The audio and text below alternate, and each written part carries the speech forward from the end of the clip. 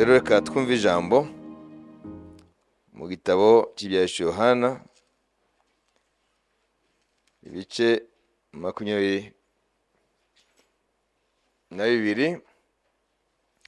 ku murongo wa 10 tugeze ku murongo wa 17.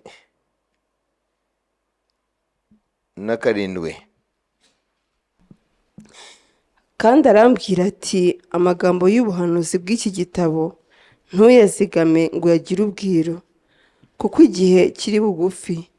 Ukiranirwa agumye akiranirwe, uwanduye mu mutima agumye yandure, umukiranutsi agumye akiranuke, uwera agumye yezwe. Dore ndaza vuba nzanye ingororano, kugira ngo ngororere umuntu wese ibikwiriye ibyo yakoze. Ndi Alufa na Omega, uwa mbere n'uwa nyuma, itangiriro n'iherezo. Hahirwa abamesera ibishura byabo, kugira ngo bemererwe kwegera cya giti cy'ubugingo, kandi banyure mu marembo binjire muri rwa rurembo. Hanze hazaba imbwa n'abarozi n'abasambanyi n'abicanyi n'abasenga ibishushanyo, n'umuntu wese ukunda kubeshya akabikora. Jyewe Yesu ntumye marayika wanjye guhamiriza mwebwe ibyo kubw'amatorero. Ni jye gishyitsi cya Dawidi n'umwuzukuruza we, kandi ni jye nyenyeri yaka yo mu ruturuturi.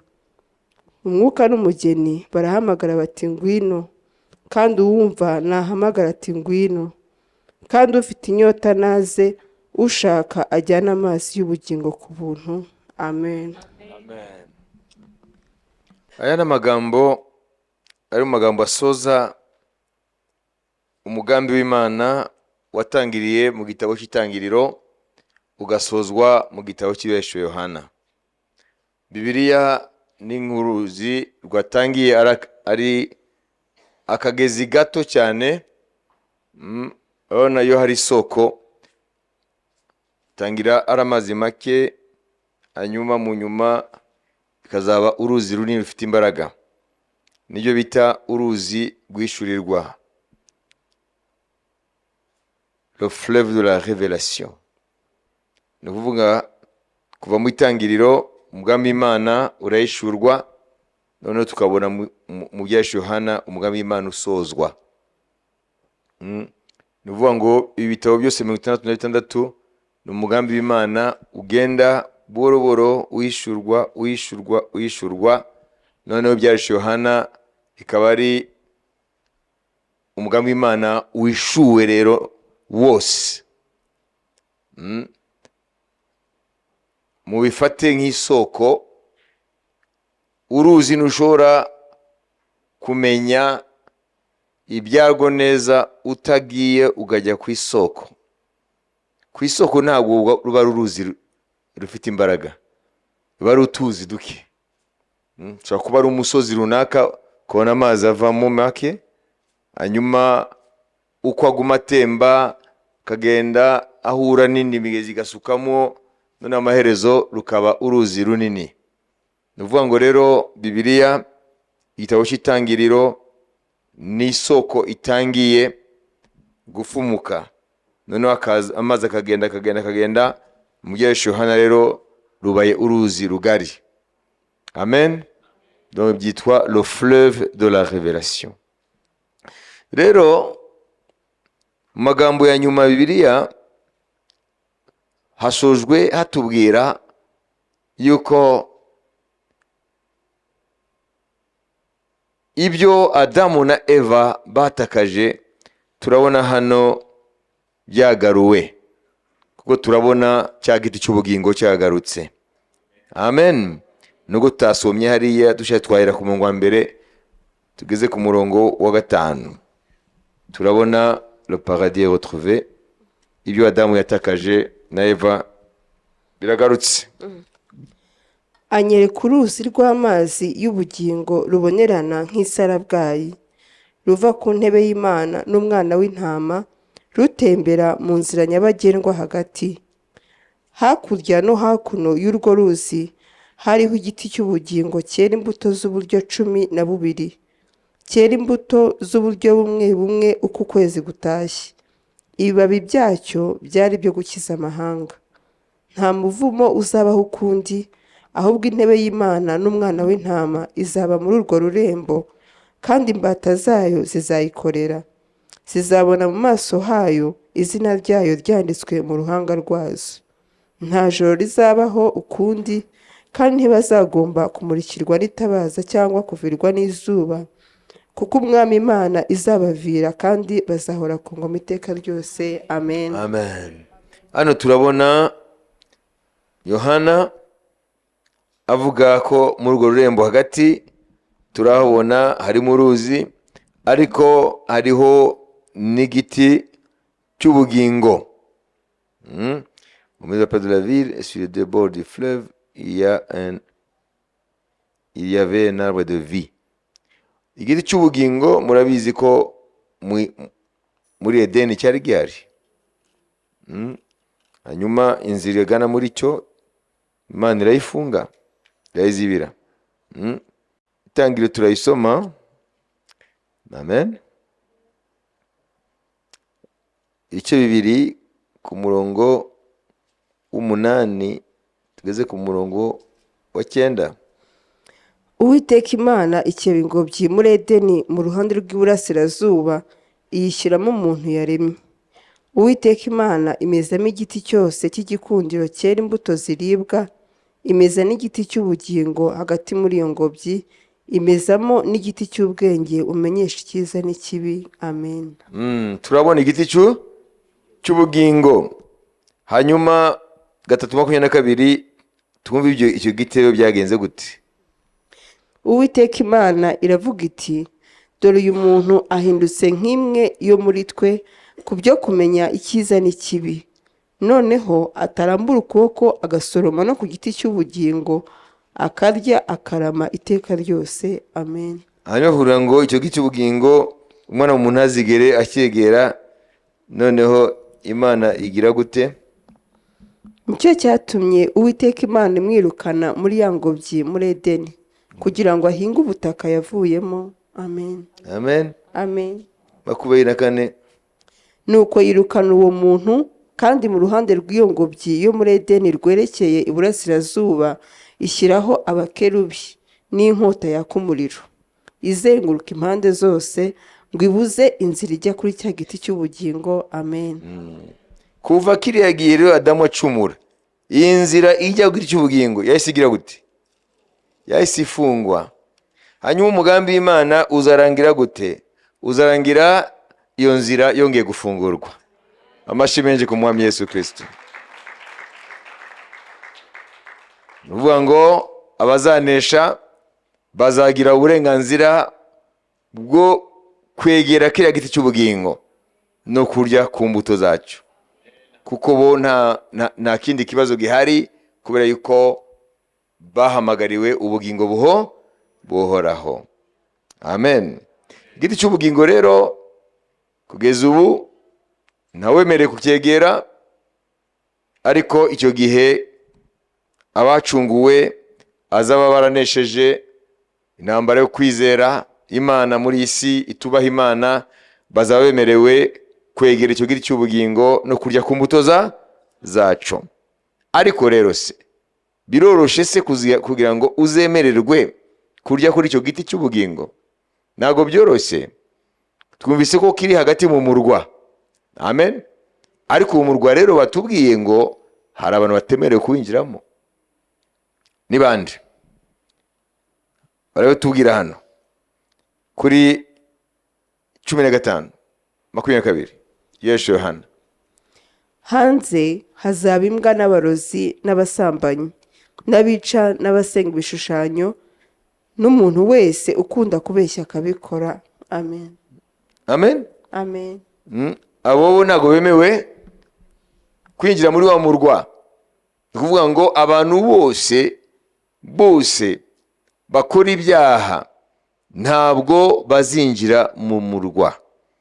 Ururembo rwo mu ijuru ni urw'abariya gusa bejejwe. Niko batubwiye ngo kuri 21:27 ngo nta gihumanye kizakandagira muri uwo murwa. Il n'entrera chez elle rien de souillé. muri rwo ntihazinjiramo ikintu gihumanya cyangwa ukora ibizira akabeshya, keretse abanditswe mu gitabo cy'ubugingo cy'umwana w'intama. Amen. Amen. Kiretse abanditswe mu gitabo cy'ubugingo cy'umwana w'intama. Murabona hano nta dini rivugwa ngo keretse abanditswe mu gitabo cy'ubugingo cy'umwana w'intama, ari we Yesu Kristo. Kubera iki? Kuko abanditswe mu gitabo cy'ubugingo abo barejejwe, kuko bejejwe n'amaraso ya Yesu. Amen. Basindishirijwe n'amaraso y'umwana w'intama, barejejwe n'imbaraga z'umwuka wera kuko kwizera amaraso ya Yesu Kristo. Amen. Abo nibo bonyine bemerewe kwinjira muri wa murwa no kunyura muri ya nzira igana ku giti cy'ubugingo, kuko babaye sanctifié, barejejwe. Niyo Bibiliya ivuga hariya mu Bakorinto, akamaro k'umwuka wera mu bugingo bwacu. Abakorinto 2:6 dore ku murongo w'8 tugere ku murongo wa 11. Mbajyanye aho hose kugira ngo mumenye ko ruriya rurembo rwo mu ijuru, Yerusalemu mu ijuru, ntabwo ari gupfa kujyaho. Ariko ni mu bwanyu mugirirana nabi muhuguzanya, kandi abo mugira mutyo ni bene data. Ntimuzi yuko abakiranirwa batazaragwa ubwami bw'Imana? Ntimwishuke. Abahehesi cyangwa abasenga ibishushanyo cyangwa abasambanyi cyangwa ibitingwa cyangwa abagabo bendana cyangwa abajura cyangwa abifuza cyangwa abasinzi cyangwa abatukana cyangwa abanyazi, bene abo ntibazaragwa ubwami bw'Imana. Kandi bamwe muri mwe mwari nkabo, ariko mwaruhagiwe, mwarejejwe, mwatsindishirijwe n'umwuka w'Imana yacu mu izina ry'Umwami Yesu Kristo. Amen. Amen. Amen. Ngo bamwe ngo twari muri abo, ngo ariko twagize gute?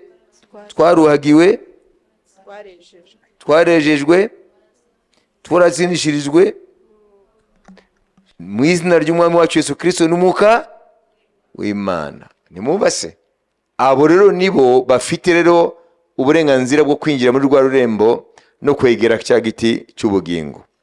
Abandi ngo baza bari hanze, aho niho haba azaba amarira no guhekenya amenyo.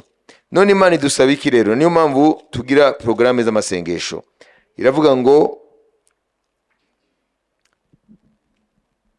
ukiranirwa akomeze akiranirwe. Aho niho turangiriza.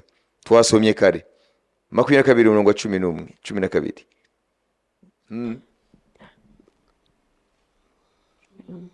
Ukiranirwa agumye akiranirwe, uwanduye mu mutima agumye yandure, umukiranutsi agumye akiranuke, uwera agumye yezwe.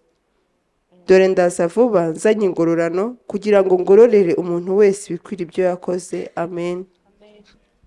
Ukiranirwa akomeze akiranirwe, uwanduye akomeze yandure,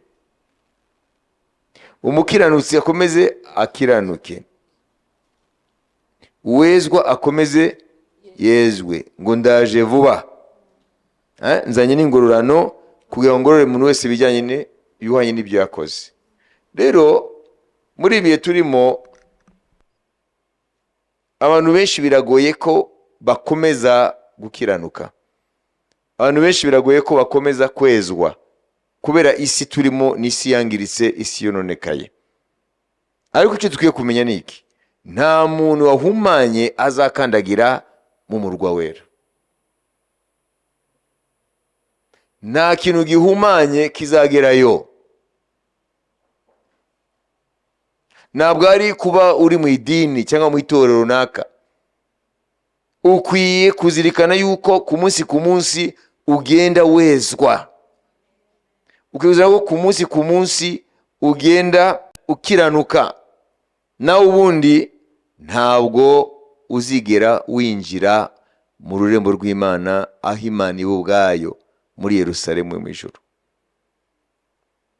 Ibi rero nabivuze kugira ngo umenye impamvu aya masengesho aguma agaruka buri kwezi, kuko niyo adufasha igihe cyose kongera kwisuzuma, kugira ngo umuntu, amasengesho y'umunsi umwe, umwuka ntabwo agira umwanya uhagije wo kukwereka aho ugenda uteshuka, ariko iminsi nk'itanu umuntu ari mu ijambo ry'Imana, ari mu masengesho, abahaye umwuka wera umwanya wo kumurika n'itoroshi y'ijambo ry'Imana mu mutima w'umuntu, akagenda amenya ahantu hose yateshutse, kugira ngo yigarure, kugira ngo yitunganye inzira ze, kugira ngo yezwe, kugira ngo amenye ni hehe akwiye kugira effort, kugira umwete wo kugira ngo akiranukire Imana. Ibi rero niko bizamera. Nta kintu na kimwe gihumanye kizinjira mu murwa wera, kizakandagira muri Yerusalemu yo mu ijuru. Namwe nimwibaze aho Imana iba, wowe wumva horoshe. Nta muntu n'umwe rero azigira atungukayo atejejwe, kandi kwezwa ni ukwezwa n'amaraso ya Yesu Kristo. Amen. Ni ugutsindishizwa mu izina rya Yesu Kristo n'umwuka w'Imana nzima. Ukiye kufite ubuhamya mu mutima wawe, atari kwishuka, yuko umwuka wera guhamiriza yuko nta cyaha kikurega imbere y'Imana, yuko wemewe mu ijuru, yuko izina ryawe ryanditswe mu gitabo cy'ubugingo. Muri ibi bihe rero ntabwo byoroshye, nk'uko twabibonye kare, twabonye ko imbuto y'Imana uyu munsi hari amahwa agenda ayiniga, akayibuza gukura no kwera imbuto. Kandi umwami Yesu yaravuze ngo amahwa, ce sont les soucis de la vie, worries, anxieties, ibintu amashuguri menshi, agatuma abantu ntibagifite n'umwanya wo kwitekerezaho, batekereze ku iherezo ryabo, batekereze uko bahagaze, batekereze bapfuye none bazazukira uhe mugabane. Uwo mwanya Satani ntabwo ashaka ko abantu bawugira, bagume biruka muri speed gusa, bakazakanguka ibihe byarabashiranye bari iwabo wa twese hariya, kandi ibintu birutse inyuma nta na kimwe bajyana.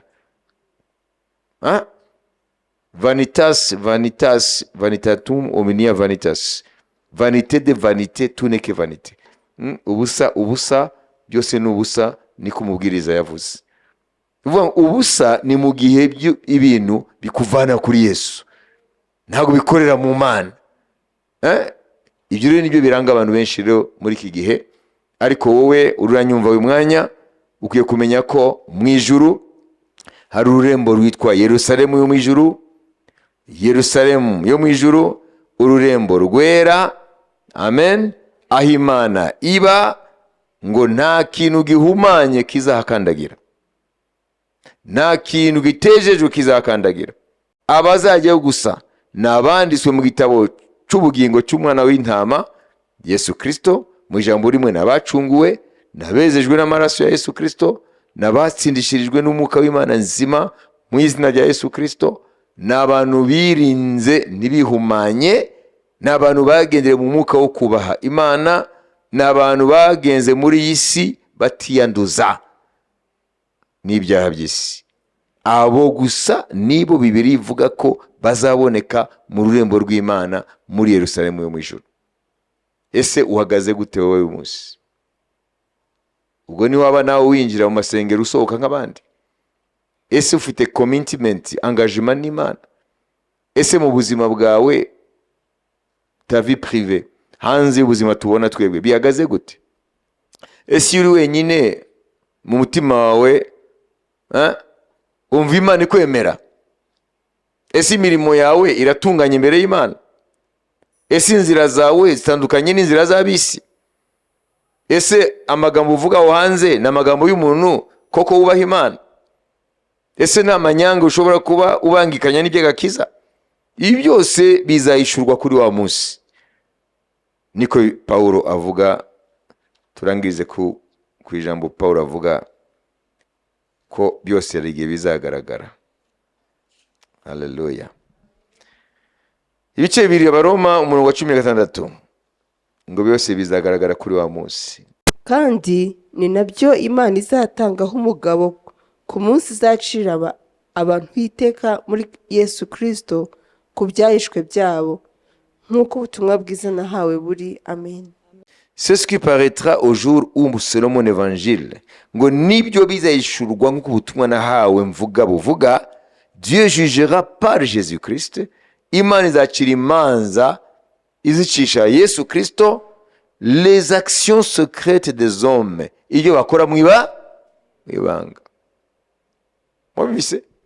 Ibyo dukora mu ibanga, ibyo dutekereza mu mitima yacu bitabonwa na bose, ngo ubutumwa nahawe kuvuga jewe Paulo buvuga ko Imana izabigaragaza ibicira urubanza.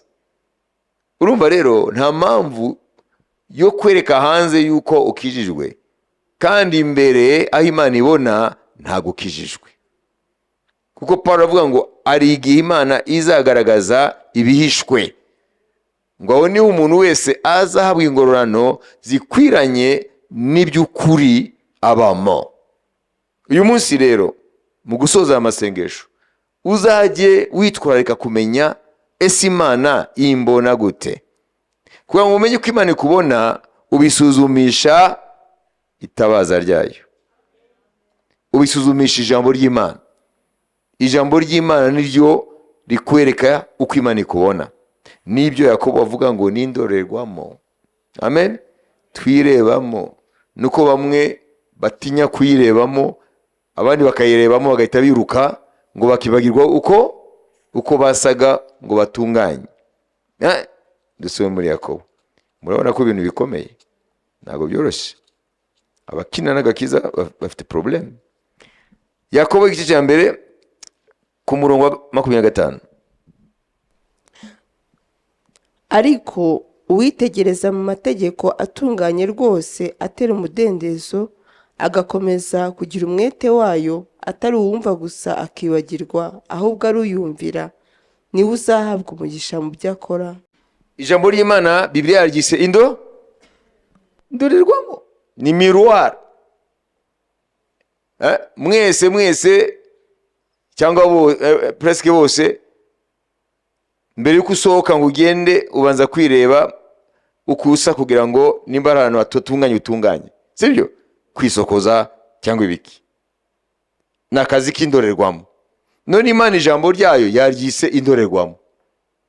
Iri jambo ni indorerwamo. Ariko rero mujye mukora iby'iryo jambo, atari ugupfa kuryumva gusa mwishuka. Kuko uwumva ijambo gusa ntakora ibyaryo ameze nk'umuntu urebeye mu maso ye mu ndorerwamo, amaze kwireba akagenda, uwo mwanya akiyibagirwa uko asa. Ariko uwitegereza mu mategeko atunganye rwose atera umudendezo, agakomeza kugira umwete wayo, atari uwumva gusa akibagirwa, ahubwo ari uyumvira, niwe uzahabwa umugisha mu byo akora. Amen. Amen. None se washatse kumenya ngo ese Imana imbora gute? Ikubona uko ijambo rikubwira. Uvuga ngo umuntu akwiye kumenya ijambo ry'Imana niho amenya uko asa mu buryo bw'umwuka. Ntabwo rero wamenya uko usa nta mwanya uha ijambo ry'Imana ngo urirebemo, noneho rikwereke uko usa imbere y'Imana. Mu gihe rero wowe udafite umwanya w'ijambo ry'Imana ngo urirebemo, ariyo ndorerwamo Imana yaguhaye, urebe uko usa, igihe uzapfa uzasanga ntabwo wasaga neza imbere y'Imana. Kandi icyo gihe rero nta kwitunganya kuzaba kugishobotse. Uzahaza basigaye kwitegana ubwoba, umuriro uzarigata abanzi b'Imana. None muvandimwe, numva ko ari byiza ko iyi gahunda y'amasengesho uzajya wiyitabira. C'est une occasion unique. Mwabibise? Umuntu atangira kuwa mbere ageza kuwa gatanu ari mu masengesho, n'ijambo ry'Imana arigaburirwa, akaritekerezaho ku manywa na nijoro, ni ngombwa arangiza amasengesho amaze kumenya uko yari ahagaze, amaze kumenya uko yasaga imbere y'Imana. Naho abantu biberaho gusa, ntabwo ari ukuvuga ngo nugusenga gusa, ukwiye umwanya w'ijambo ry'Imana. Amasengesho yonyine ntabwo ariyo ndorerwamo. indorerwamo ni ijambo ry'Imana. None amasengesho rero niyo adufasha rero kugira ngo twitunganye. Haleluya. Imana yabwe icyubahiro. Imana yabwe icyubahiro. Rero dukwiye kukombininga byombi, ijambo n'amasengesho. Amasengesho yonyine ntabwo ahagije, kuko amasengesho ntabwo ari indorerwamo, ntabwo ari miroir, ntabwo ari mirror. Amasengesho aradufasha gutunganya ibyo indorerwamo ryatweretse ko bidatunganye. Wabibise? Rero abantu benshi bishuka bati ndasenga gusa, kandi wenda afite umwanya wo kuza kumva ijambo ry'Imana.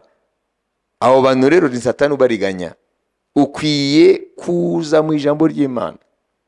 Uko turyiga niko Imana igushira imbere y'indorerwamo, gakwereka hano hari ibigambo ugumuvuga hano nzakira imanza n'ibigambo, ugatubwira gute, ugahita usaba amasengesho Imana iguha akariro gake na feri. Akariro gake na feri. Hari amagambo ujye uvuga hariya atari no mu rusengero, ukajya kuvuga ibigambo ugakritika bariya, ukajya muri ibi, ukajya amacakubiri, ukagira ibi. Biriya byose iyo uje mu ijambo ry'Imana niho ubyumva, niho wibona uko. Ariko bavuga ngo nanjye nifatanya n'itoro masengesho, ariko nta jambo ry'Imana uzakumva. Amasengesho azarangira, yego uzumva ko uguwe neza, ariko hari ibintu Imana ashaka kukwereka ukwiye gutunganya, ntabwo wayihaye okaziyo. Babyumvise? Amen. None mu butayu igihe Yesu yari mu masengesho, yatsindishije wa mubiki amasengesho gusa ngo aranditswe? Nimubase yari combinaison y'amasengesho n'ijambo. Rero muzajye mugera ko mushoboye, igihe tufite gahunda amasengesho y'iminsi 5, uzajye usaba Imana. Deja irantangaza, on vous le dit un mois en avance, mubibwirwa ukwezi imbere, sibyo se? None se kubera iki ubukwe bw'umuvandimwe wawe abukubwira ukawushakira umwanya, sibyo? None Imana ikubwira gahunda yawe ukwezi imbere, bishoboka bitese kubura n'umunsi umwe kuza kumvira muri Imana? I don't know. Ahari ubushake hari ubushobozi. Amen. Jewe ntago nahamagaye kuca urubanza, ntago ndi umucamanza. Imana niza kimanza, ariko ndo ndaguhugura gusa umenye ko amasengesho yonyine ntabwo ahagije, akwiye kuba kombine, akwiye kujyana n'ijambo ry'Imana, kuko ijambo ry'Imana ngo ni indorerwamo, ntabwo ari amasengesho indorerwamo, ni ijambo ry'Imana. None se uzimenya gute? Uzase kwanza ikindi nacyo uzamenya usengera ibiki, kuko ushobora gusengera ibi business yawe, ugasengera bwa bworozi bwawe nk'inkoko, sibyo? Kuko ibyo nibyo wumva wowe bigufate ku mutima, ariko Imana ntabwo ari ibibona. Yo ibona ibindi bintu muri wowe bikwiye gutungana, kuko irabona ngo uyu napfuye umunsi rwa rurembo namuteguriye ko yinjiramo ntabwo azarungiramo. None urasengera inkoko ibiki byose. Noneho Imana ishaka ngo uze wumva ijambo ry'Imana ikwereke, kugira ngo utunge umutima wejejwe. Haleluya. Ikwereka udakiranuka ngo ukiranuke. Bitabaye ibyo berata, benshi bazarira bahekenya amenyo kandi barabaye mu rusengero rw'Imana, baranakoreye n'Imana, ariko ibereka ngo nimugende sinigeze mbamenya. Nushobora kumenya ukuri imbere y'Imana udafite ijambo ry'Imana ku munsi ku munsi. Kandi iyo habaye combinaison y'amasengesho nk'aya iminsi 5 no kwiga ijambo ry'Imana ridakuka, aho ni Imana yeze abantu, aho ni Imana yereka abantu ko bakwiye gutunganywa, aho ni Imana ibaha izindi imbaraga. Amen. Kugira ngo bongere kandi bagire avance kuri Satani. Haleluya. Haleluya. Haleluya. Bakabaga imbaraga ijyo bita impotence, imbaraga basunika ku momentum ikomeze ihabwe izindi imbaraga. Na ubundi nitwishinga amashuguri tuzatakara. Wajibise tuzatakara, nkuko gahunda zindi uzishakira umwanya kuko zigushishikaje. Okay? Niko ukwiye gushakira Imana umwanya w'ijambo ry'Imana. Kandi ikindi nacyo nuvuga ngo ariko se naho ndi mbafite Bibiliya nsoma. Imana iduhaye gahunda nk'ingitorero, Imana iba yateguye revelation, iba yateguye ishurirwa udashobora kubona wibereye hariya mu byawe ngo ufite Bibiliya. Kuko nanjye ubwanjye ibi byose twiga mu minsi 5 simba narabiteguye. Imana ibima ko hageze, ntabwo mba narabifite mbere. Rero ntiuzishuke, dunia inapita na mambo yake. Umutware w'isi yitwa nde? Satani. Tujya tugibagirwa. Isi uyirebesha gutya ngo iraryoshe akada. Isi ni balansoire abantu bayicayeho. Satani akabacomeka rero ku mashanyarazi, ikabavudukana kuyihendego kugira ngo bagire isereri. Niyo amara kugira isereri rero ntibongera kubona neza, ntibongera gutekereza neza. Hanyuma yamara kubona ko ufite isereri yamaze kwinjira sawa sawa, Satani agahita ateka marayika w'umwijima ngo muhanure, agahita gusunika pa, n'andi uvuga ngo kanaka yapfuye, bamujyanye bawe twese. Agakanguka yarazi ko akangukira muri Yerusalemu, akangukira muri paradizo, nakangukiye hehe? Ikuzimu, aho amadayimoni ashinyitse. Hataba urukundo, mu mwijima w'icuraburindi. Yuda, igitabo cya Yuda murakibona mbere y'Ibyahishwe Yohana, hari agatabo kitwa igitabo ka Yuda, ngo hari gereza Imana ifite. Gereza, mwari kwigira gereza cyane byo muzi. Imana ifite gereza. Reka nibasomera nyuma turangize. Gereza zirahari. 1930 yaribeshye. Iyo gereza ngo nubwo urubanza rw'umuriro utazima rutaraza, ngo muri gereza ya iyo uyagezemo ngo hari umwijima uryana. De ténèbres qui te comprime. Umwijima uryana. Nyine nababwira ntabwo nzaba mbakunda. Imana ishimwe. Okay, agakiza ni neema tu. Kwa neema tunaenda mbinguni. Kwa neema tunaenda mbinguni. Kwa neema tumeokolewa. Kwa neema tumeokolewa. Lakini kwa neema hatuendi mbinguni. Kwenda mbinguni you have to fight. Hallelujah. Good fight of faith. So Maria yumve gereza rero hano. Tusome ku murongo wa 5 no 6 no 7. Tusome muve. Ndashaka kubibutsa, nubwo byose hari ubundi mwigeze kubimenya, yuko umwami Imana imaze gukirisha ubwoko bw'Abisirayeli kubakura mu gihugu cya Egiputa, hanyuma irimbura abatizeye. N'abamarayika batarenze ubutware bwabo, ahubwo bakareka ubuturo bwabo, ibarindira mu minyururu idashira no mu mwijima w'icuraburindi, kugira ngo bacirweho iteka ku munsi ukomeye. Kandi ni Sodomu ni Gomora n'imidugudu yari ihereranye naho, kuko abaho nabo bitanze bakiha ubusambanyi no kwendana mu buryo imibiri itaremewe. Abo n'abatinganyi. Mwumve kibategereje. Iyo midugudu yashyiriweho kuba akabarore, ihanwa n'umuriro utazima. Amen. Nimwumvise ko ari gereza? Iminyururu. Ukwiye kuzimenya gereza ko zihari. Mwashaka mbabwire abacunga gereza? Cyangwa ko badahari? Nabo barahari. Hari kidahari muri Bibiliya, hari n'abacunga gereza. None se wagira gereza n'ugira abacunga gereza? Reka twumve Petero 2 ibice 2. Imana yisuye mu magambo kenshi, mumenye ko biteye ubwoba. Petero ibice 2, Petero 2 ibice 2 umurongo wa mbere tugeze ku murongo wa 6. Ariko nk'uko hariho abahanuzi b'ibinyoma badutse mu bwoko bw'Abisirayeli, niko no muri mwe hazabaho abigisha b'ibinyoma bazazana rwihereranwa inyigisho zirema ibice zitera kurimbuka, ndetse bazihakana na shebuja wabacunguye, bizanire kurimbuka gutebutse. Ingeso zabo z'isoni nke benshi bazazikurikiza, batukishe inzira y'ukuri. Kandi irari ryabo rizabatera gushaka indamu kuri mwe, bababwiye amagambo y'amahimbano, ariko iteka bacijeho uhereye kera ntirizatinda, no kurimbuka kwabo ni guhunikira.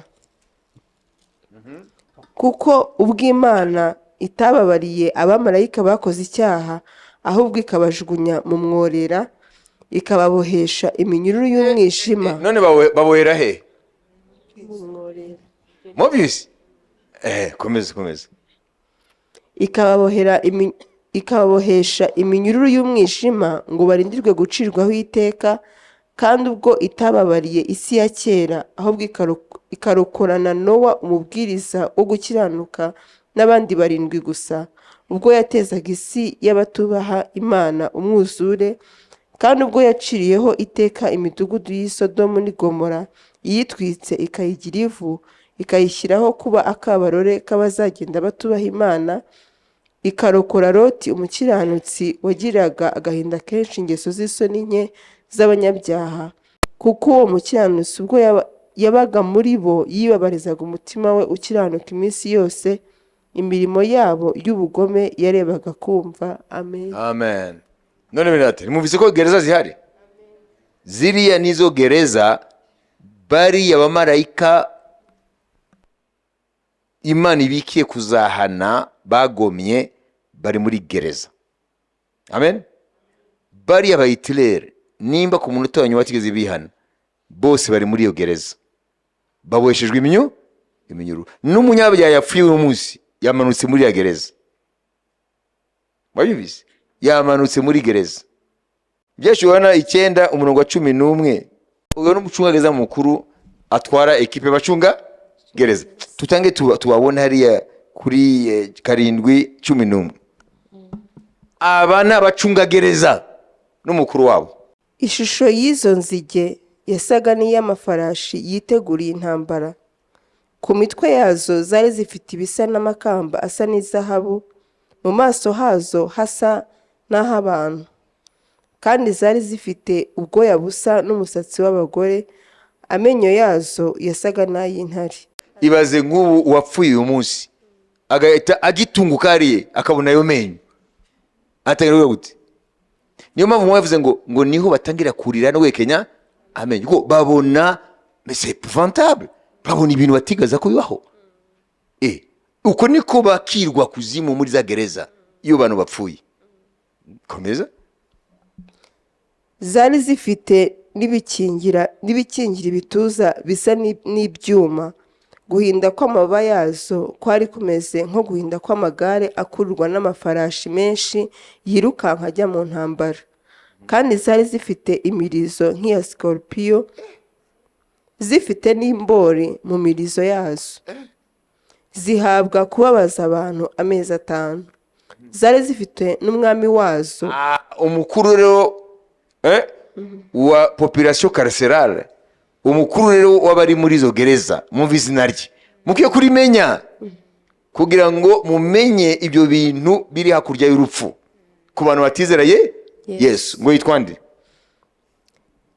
Mu Ruheburayo yitwa Abadoni, naho mu Rugiriki yitwa Apaluwoni. Amen. Voilà. Nupfa utafite Yesu, mwabyumvise?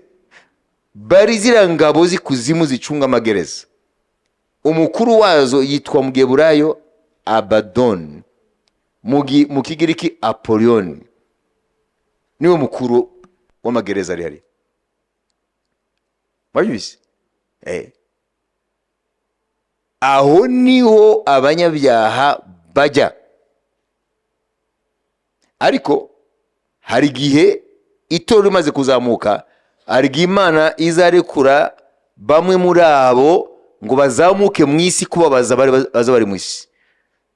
Niyo mpamvu babone ngo ifite imirizo n'urubori nk'urwa scorpion. Bariya bazazamuka nyuma y'izamuka ry'itorero, bahure n'abantu b'isi rero. Ariko ubu bari kuzimu, bari muri zira gereza.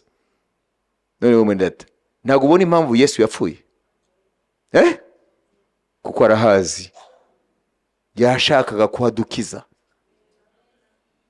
Iyaba urupfu nyuma yarwo ari ibintu bisanzwe, Yesu ntiyari kuza kubabazwa.